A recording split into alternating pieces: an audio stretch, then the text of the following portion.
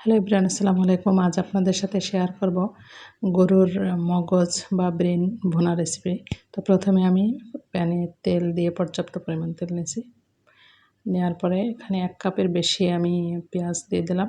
পেঁয়াজটা একটু সেদ্ধ হয়ে আসার পরে গোটা গরম মশলা, এতে ছিল দারচিনি আর তেজপাতা। তো দেওয়ার পর পেঁয়াজটা একটু ভালো করে ভেজে নিয়েছি।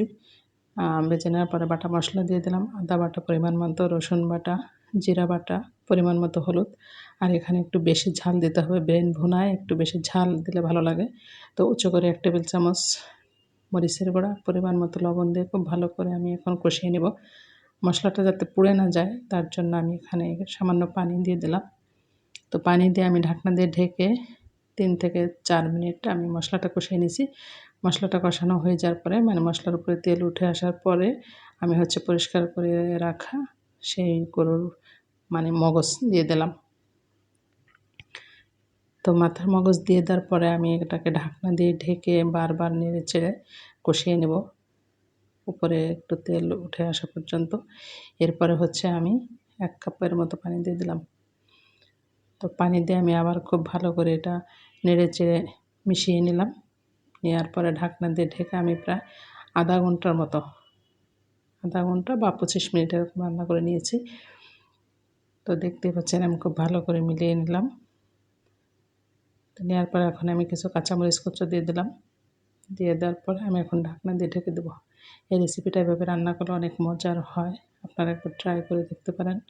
এটা পোলাও, তারপরে পরোটা, সাদা ভাত সব কিছুর সাথেই এটা খাওয়া যায়। খুব টেস্টি একটা রেসিপি। তো ঢাকনা দিয়ে ঢেকে আমি এরকম বারবার ঢাকনা খুলে নেড়ে দিচ্ছিলাম যাতে নিচে ধরে না যায়। কারণ যেহেতু এটা গ্রেভি থাকবে না, ভাজা ভাজা হয়ে যাবে, তো নিচে লেগে যাওয়ার সম্ভাবনা থাকে। যার কারণে আমি বারবার ঢাকনা খুলে এটা নেড়ে দিচ্ছিলাম। আর এই পর্যায়ে এসে আমি এখানে 1/2 চামচের মতো গরম মশলা গুঁড়ো দিয়ে দিলাম। এটা কিন্তু এত বেশি মশলা দিতে হয় না। মাঝখানে আমি 3 থেকে 4টা এলাচ থেতো করে দিয়েছি, এটা অফ ক্যামেরায়।